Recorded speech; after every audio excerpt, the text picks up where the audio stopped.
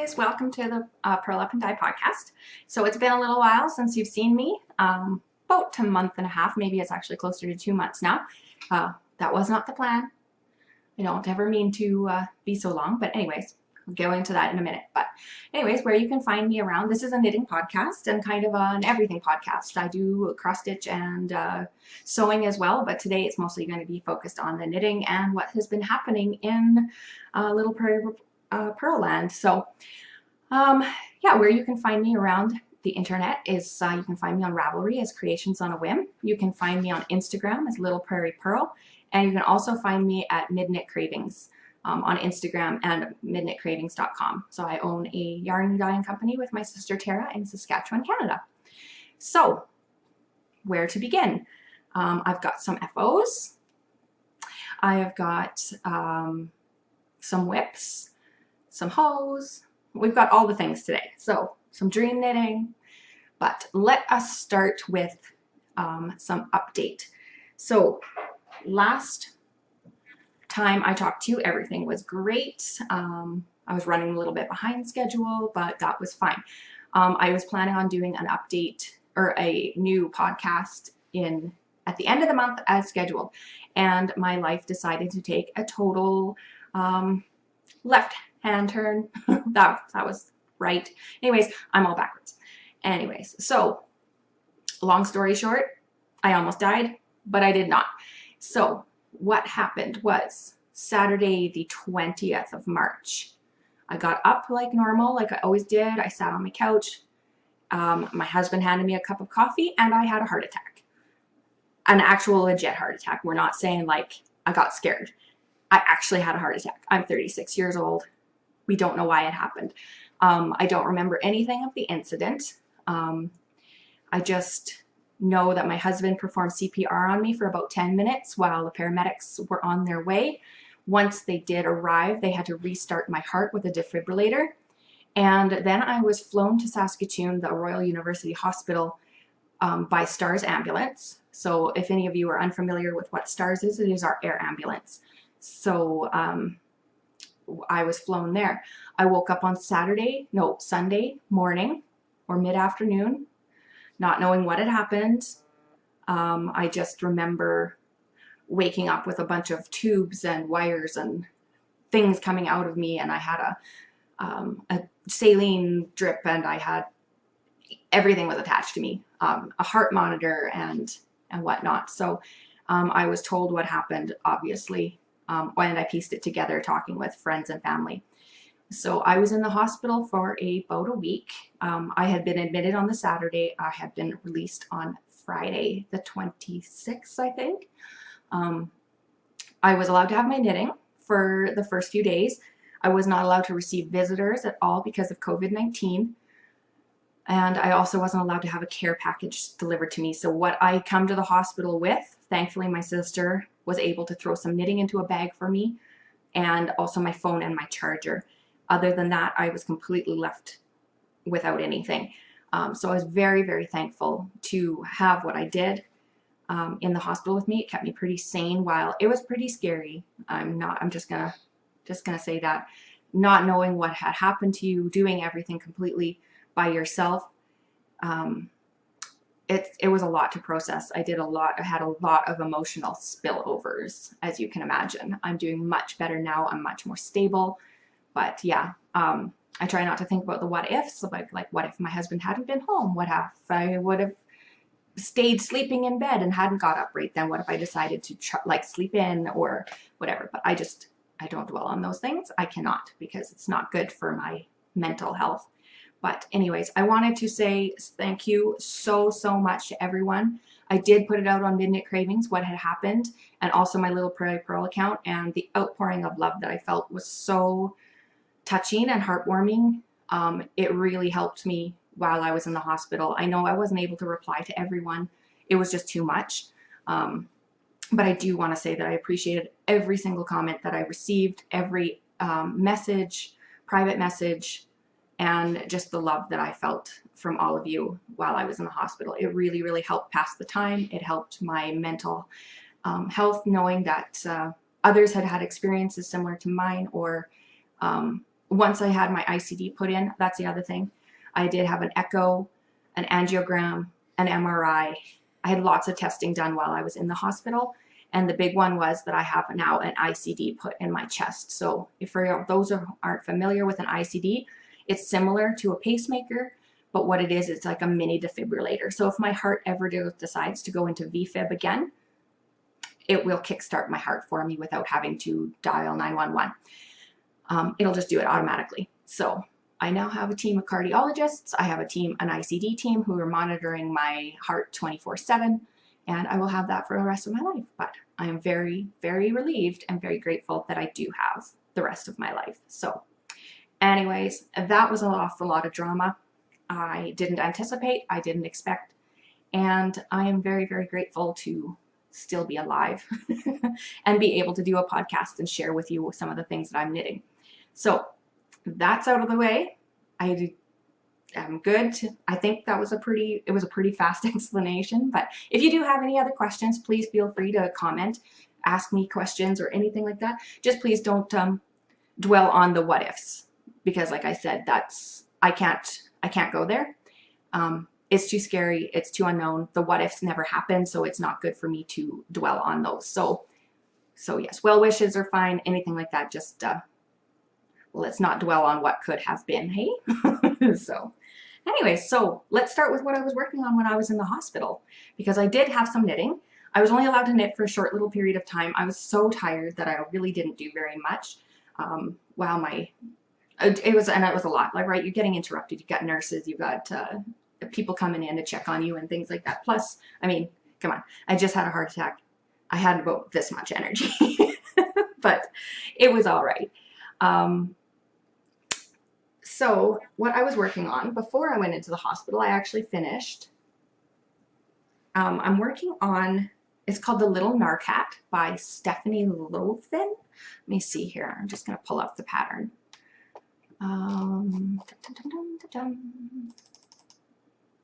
Yeah, Stephanie Loafen.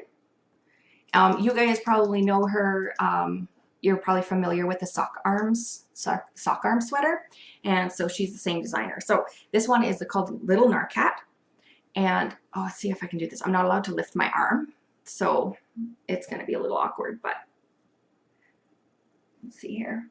So anyways, it's the pattern. You can do a cat that has a horn or a narwhal, and my youngest daughter just absolutely adores narwhals, so we saw this pattern and we just had to. So you can see the little narwhal there. I just love it. So in the original pattern, it doesn't have a winky eye. Where's the winky eye? There's the winky eye. But there, come on, the winky eye. But I thought it was really cute, and so I stitched the one on, and then I did the winky eye, and she loves it. So it's really cute. So it's there's a lot going on back here, because the narwhal itself and the horn is done with intarsia, and then the face is done with duplicate stitching. So it's like, look at all these ends. It's just ridiculous. It's like mascara. Like, the poor thing is crying back here because I have to weave in all the ends yet. But anyways, the front is done. I finished the front before I went to the hospital, so that was awesome. And actually, I had started the back before, but when I've collapsed on the Saturday at home, I had my coffee in hand and I spilt my coffee all over, apparently, all over this back, what I had started on the back, so I had to restart it. But so when I was in the hospital, I managed to redo the ribbing, and that was pretty much all I had. And then once I had my angiogram, I was not allowed to knit anymore for about 10 days, just because they needed that. An angiogram, it puts a wire up through my artery, and they used my artery right there. Got a little teeny tiny mark where they went up. So that motion of knitting and that repetitive motion was against doctor's orders. I was not allowed to knit. So that was a little bit awful, because I was feeling better by that point. Nope. So when I got home, I started the back, and the back is super cute because it's got a tail. I love it. So before episode, I don't know what we want to call it, before everything, I was to about here. So I had to pull that all completely back because I had coffee speckled in it and I didn't know for sure if it would come out, and I didn't want to finish the entire back and then find out that it didn't come out and my daughter had reminders of mommy's episode. So I just pulled it out. But anyways, I finished the tail. It was a pain in the butt because, again, it's done in tarja. So she says just to keep the stick, like I was using 3 balls of yarn. But then when you split for this part of the tail, 3 balls of yarn, I was going to have to carry floats over like 40 stitches, and I didn't like that. So I ended up making 2 more balls. So I actually was knitting with 5 balls of yarn for this tail. So it's kind of a pain. So it's got some ends too, but it turned out really well. I'd much rather have done it with the separate balls like I did than have the floats running across, just because, I mean, it's for my 9-year-old. So if she caught a float, then that would be disappointing. So anyway, so this is the back. So now I have to do it's about 21 inches, and I'm thinking it's probably at about maybe at a 10 or 11 now. So I've got some time to go. So I'm alternating with two balls of yarn. This is some hand-dyed yarn that I had kicking around from when we opened our shop. We did some dye demos, and so customers had come in and they just got to play with some yarn and stuff like that. So this was left over from that, and it was awesome.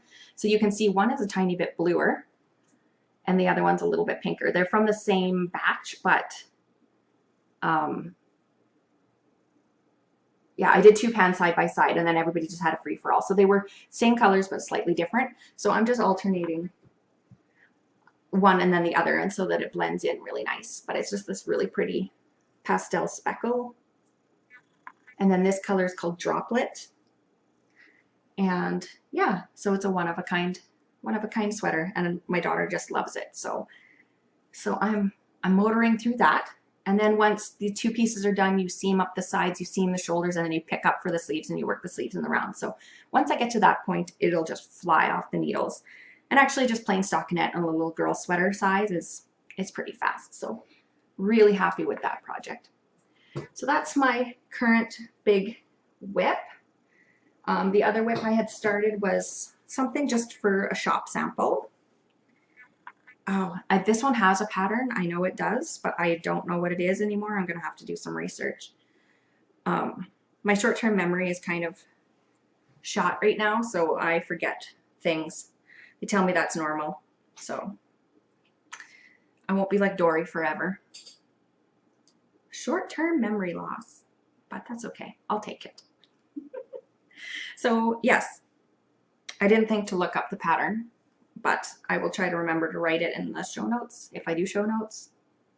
You know what? I always do the information down here at the bottom, so I'll look it up and I'll put down in the bottom what it is. But it's just a really simple shawl.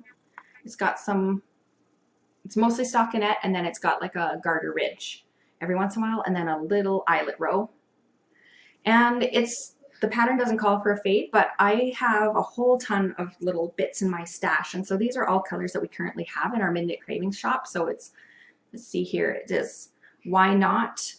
Then I faded into Wildflower, which faded into Petal, into Secret Garden, which is the one with the speckles. And now it's faded into Sand Castle, I believe. And then, let's see what else I've got in here. I've got, here is Amethyst, nope. Antique Pearl, so it's like a gray, you can't really tell it's blowing out here, but it's a soft purple. It's like a gray purple. What else have I got in my tickle trunk? This is, I think, the one that's attached. I think this is Sand Castle. I've got stuff everywhere. Yes, this is Sand Castle. So it's like a soft, warm brown.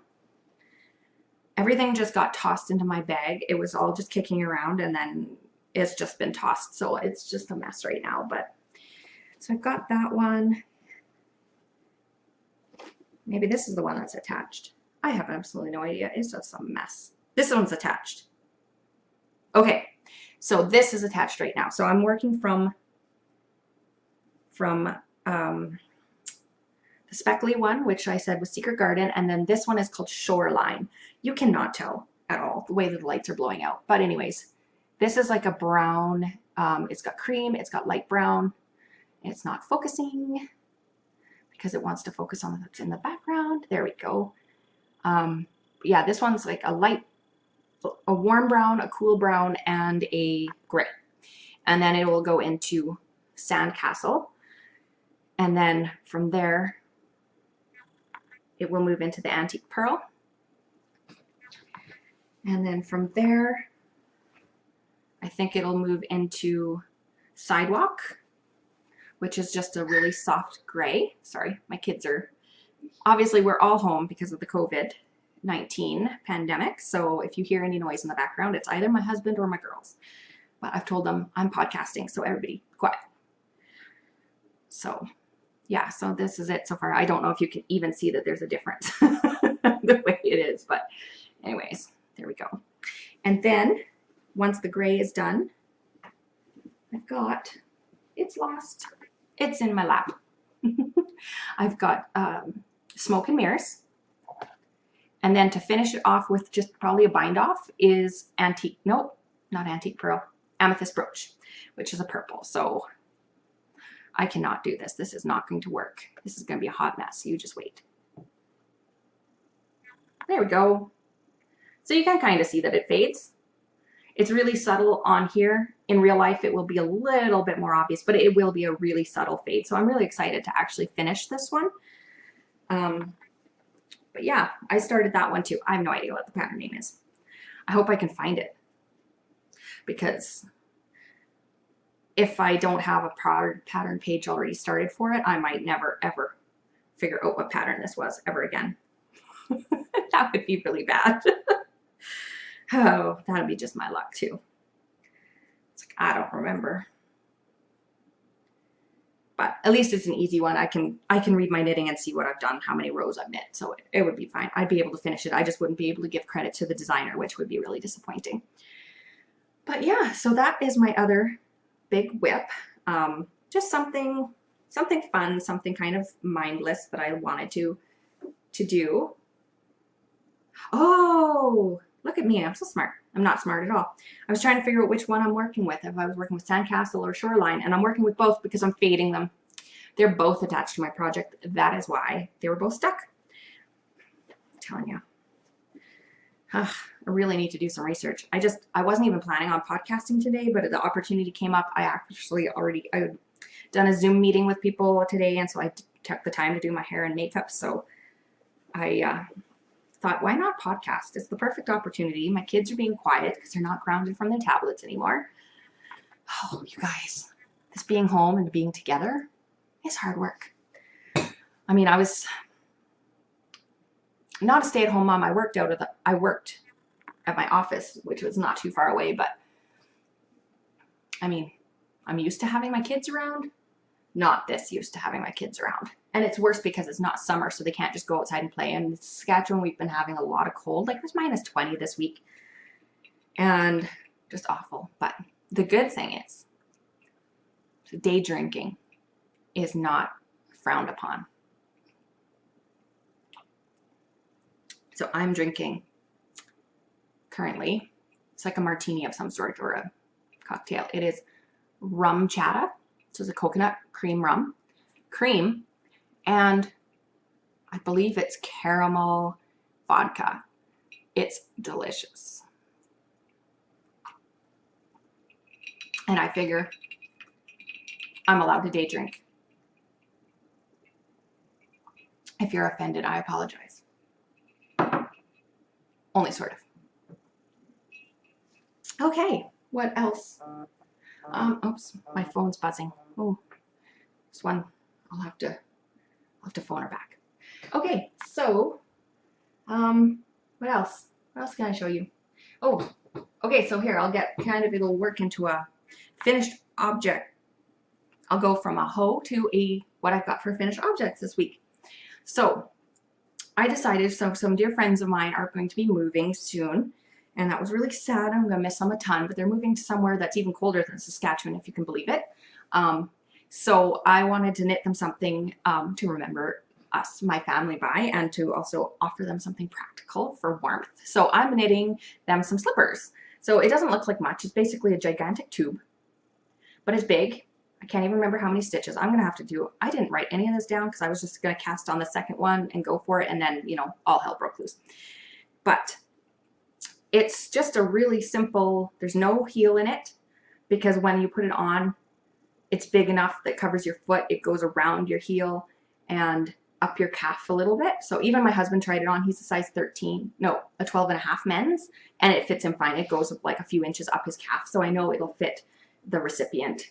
So what I'm using is Knit Picks Felici Sport. So the Knit Picks, the Felici Sport has been discontinued for, I don't know, like 5-6 more years. But I happen to have a stash of it I got from a de-stash from someone. So I'm holding it double with some of our Midnight Cravings yarn, just some scrap stuff that I had kicking around. So this is Onyx, it's called, in our Comfort Sport DK base. So it's a gray with a black speckle, and I just held it double. Just held it double with the Knit Picks Felici, and I really love the Knit Picks Felici color is called Kingpin. I just really love how it turned out. It was really cute. So I was really happy with that. So I've got one done. I'm going to cast on the second today once I figure out what needles I used and how many I cast on. So I'm going to just have to count the round. But maybe I was smart and maybe I put it up. I might have put project notes. I do remember starting a project page, I believe, but I'll figure it out. So that was my hoe, that one. But I do have a finished pair for, so it's a husband and wife. So I'm not done the husbands, but I'm done the wives. So these are for her. And I did these ones like a fade, just with a bunch of scraps that I happen to have in my stash. So again, it fits really cute. I'm really happy with these. I want to make like 18 billion pairs. So this, I believe, I have no idea what I used. I faded with a bunch of colors. All of them were Midnight Craving colors. I know I had some Tapas Bar in there. I had some Blackberry in there. Daydreamer. I think this is Daydreamer and Blackberry down here, and then it faded into Blackberry and Tapas Bar, and then Tapas Bar and Onyx, which is this one. And then it went to Onyx and a one-of-a-kind color that my daughter had dyed. It just looks like this. So there's no rhyme or reason. This one won't be a recreatable color. It was just like random dyes that we had. She came in for the day. My niece and my daughter came in for the day, and they both played with some dyes, and this is the one that my daughter had made. And so I really loved it, and it knit up like this, which was really, really cool. So yeah, so I have a pair of fadey socks, and then a stripey. It'll be a pair of stripey socks. So actually they're not much different in length, really at all, even though one's for a man and one is for a woman, just because my husband tried on this pair, and because there's no heel and it's really stretchy, like it's really stretchy and it hugs the foot, but it's awesome. I love them. They were super easy. Didn't take really any time at all. So my friends they're not moving until August, but with everything that's going on with COVID and stuff like that, we haven't been able to see them. But a friend of ours is dropping off a care package for them on Wednesday, so I need to get them done by Wednesday so I can wrap them up and send it in so that they can have them while it's still a bit chilly out. So that was my one FO, and the other one is the sweater that I'm wearing. Ouch, hit myself a little hard. So I was showing this on the last podcast. It is my Flax Light by Tin Can Knits is the pattern that I was starting with, the base pattern. I held our Midnight Cravings, was it Lush? I think it was our Lush base, which is a fingering base, with our new meringue mohair double. And I did the under base, the entire sweater was knit from Edith, which is part of our Downton Abbey collection. And then the lighter area was held double with vanilla, so just plain white mohair. And then I just changed the mohair is all I did to get these subtle stripes. And then the stripes were knit with cloche. Let me see if I've got let me see.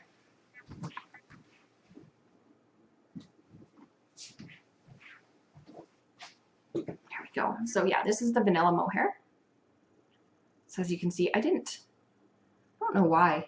I must have had 2 balls of it or something like that, because I obviously used, yes, I did. I used a full ball of the mohair, and then I had to break into a second skein because the majority of it is white. And then just because I had this big section of white, I used a little bit more. So I had to break into a second skein. So that was kind of disappointing, but I can always use white mohair. So that was the vanilla. And this is what I had left of the cloche. So not very much. There's probably just like 2 or 3 grams, maybe 5 grams left. So yeah, not very much. But I really, really like it. It is super warm. I'm like dying. But let me see if I can turn around and show you. I did do a texture in the back. It was supposed to be in the front here, but it ended right here, and I did not like how it was sitting on me. It just looked like an afterthought. It didn't really look like I had thought it through, even though I had, but it just didn't. I didn't execute it well enough, so I wear it in the back. So let me see if I can turn around and you can see it. So I have this texture right here across my shoulder blades. So that texture I used from the Noni tee from Pip and Pin. So Megan Nodecker had designed a tee, like a simple t-shirt, has a beautiful texture across the top. And I really love that texture so much that I decided to put it in this sweater. It's really easy. I really liked it. So, and I'm happy with it in the back. I think it looks really good. I can't see it, but but when I see pictures, I'm like, yeah, no. And then when I turn around, I do love that like little touch of detail across the back shoulders. I think it's kind of pretty and feminine. So, I mean, win-win, right? It was a mistake, but it worked out in my favor. And the reason it worked out was because a flax sweater it's the same in the front and back. So I was able to flip it around without having to worry about the neck, which keeps seeming to sit funny on me today. I don't know why. I don't know. But anyways, but my top is a bit snug. I still need to block it. I haven't blocked it yet, but when I do, it'll have a little bit more room. It's just a little snug right now, but I can't complain too much. So, and yeah, so that's it for FOs. And now a little bit of dream knitting, I guess. Show you what I have dyed up for my next sweater project. Not really a sweater, it's going to be a top, like a summer top. And if we ever get summer and spring, looking outside, we've still got snow. We just got a dump of snow again on the weekend. So Saskatchewan, April. Spring is bound to come someday, but not today. But yeah, so this is what I have. I'm going to do a shirt called Madeira. Don't remember who it's by, but I'll put it down right there for you to see. I've had it in my queue for probably 5 years, maybe not that long, but a really long time. And I've always intended to make it. It's basically 2 squares. You seam it at the shoulders, you seam it down the sides, it's done. It's got a little bit of lace. It's super simple. I'm eager to cast it on. So I decided to do it with our new merino linen base, which is called light linen, I believe. And I picked Set Sail as my color. Come on. It is not wanting to focus today. Boop. It wants to just look at my pretty flowers, which was from my husband when I got out of the hospital. Anyways, it's just really pretty. It's a white creamy base. I'll show you the white creamy base with speckles of blue and mustard, and so sometimes they break and they have pink. I love it. I really, really, really love this color. So I'm really excited to get it knit up into a sweater or into a top for spring. My Noni tee used our light linen and I love it. I wear it every single day. In fact, I was wearing it before I changed into this one, and it's not too hot. It's really light. It's flowy and drapey, and it's like my absolute new favorite. So I'm excited to get that on the needles and cast on.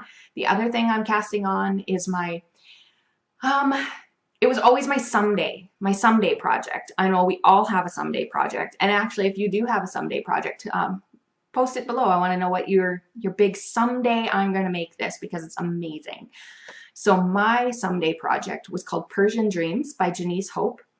And it's this beautiful, beautiful blanket. It's huge, and it's knit with hexagon motifs, and it's all in color work. So each motif is made with color work, and she's done like this intricate, beautiful designs based on like Persian tile. And oh, it's just stunning. And you change colors every few rows, and it's just beautiful. And I remember when she came out with it, I saw it and I just went like, I have to knit this blanket. And I went and I bought the pattern, and I bought all the yarn through Knit Picks. She used Knit Picks palette, so I have the whole box of yarn, and it sat downstairs because it's always been kind of intimidating to cast something like that on. Even though it's knit in hexagons, each little project is just its own little project, and then you put that hexagon aside and you knit the next one, and then you sew them, you bind them all together. So it's not really too complicated of a pattern. It's just the idea of it, right? But yeah, not to keep bringing it up, but it's like, you know what? It's like you have a life-altering event. You realize that someday might never come if you don't just go for it. And so I decided that my someday project is going to be the next thing I cast on, because I've always wanted that blanket, and it would be something nice to have, like really spoil myself and do this thing that I've wanted to do forever. So that's my next cast on. So I've got all the yarn for that wound up, because I bought the Knit Picks palette in Hanks, and then I bought the little palette ones in the ball. So it's ready to go anytime I am. So I just want to finish this. I got to finish this and keep working on my daughter's sweater, but I am going to cast that on. So as soon as this is bound off, as soon as the second one of this is bound off, the Persian Dreams blanket is being cast on. So I'm really looking forward to that. But yeah, actually, I would really love to know what your someday project is, whether it's something that you want to do, like you fell in love with it, a big project or a small project or something that you've always wanted to learn. I'd love to know what it is. And I would also encourage you to just go for it, because, you know, you're not guaranteed another day. On the Friday, everything was all good. And on Saturday, my whole life had changed completely. So, you know, it's pretty crazy when you think about it. So I don't like to. I just live in denial. No, I'm not. I do have plans to get myself through this. So it's all good.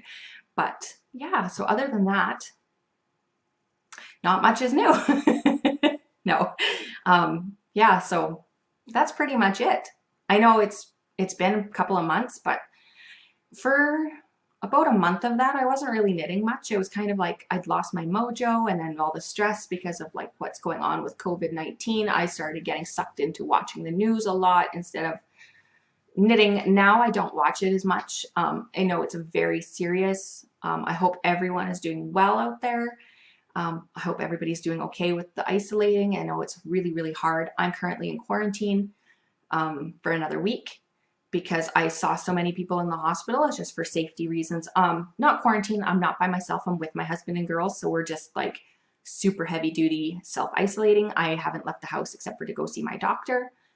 And that's it. So it's been a lot. It's, you know, you think that it's going to be okay, because you're like, oh yeah, I'm a knitter, I've got lots to do, but it's just like, you can't see anyone. So it's like, even if you're an introvert, you feel it. So it's a little hard. I'm doing a lot of podcast watching.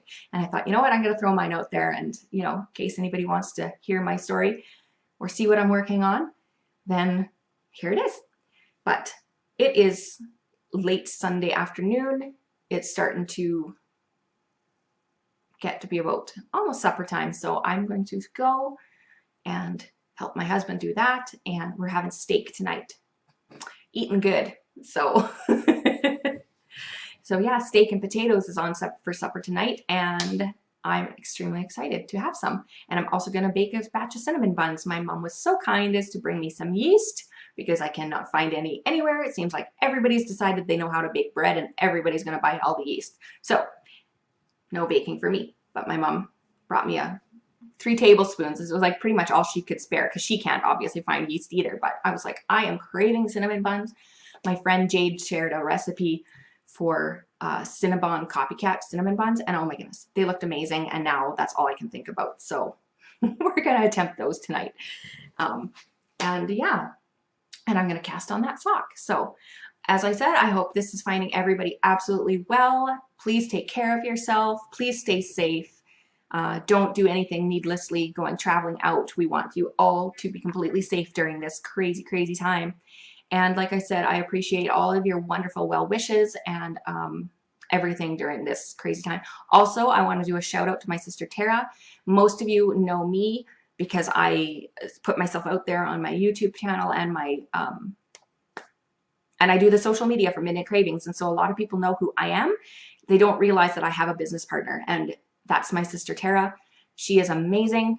She is running everything right now. I have not been able to work since my heart attack. And so that was the 20th of March. So the 19th of March was the last time I worked. And so she's been running the store. She's been, well, the store part, our shop is closed, obviously, to public, but she has been running everything. She's been dyeing all your orders. If you've been dyeing, ordering to like dye to order, if you ordered those, that she's doing them. She's doing all the shipping. She's doing all the packaging. She's doing all the emailing. She's doing all the refunding. If you, you know, if there was a refund needed, like you added a second order and you wanted a refund on your shipping, that kind of thing. She's doing it all. So huge shout out to Tara, because if it wasn't for her, our business would be completely shut down. And I appreciate you so, so much during this time. And I'm sure all the rest of you do too. So if you've put in an order and you've received it, that's due to Tara. And I'm sure we can all say thank you, because without her, it just wouldn't be happening.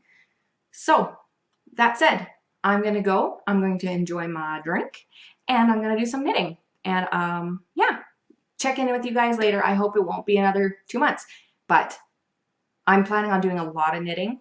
So maybe by the end of the month, it's the 5th day. I think I could shoot for the last Friday of the month again. I'm probably going to be here. So anyways, much love to you all, and we will see you again soon. Bye.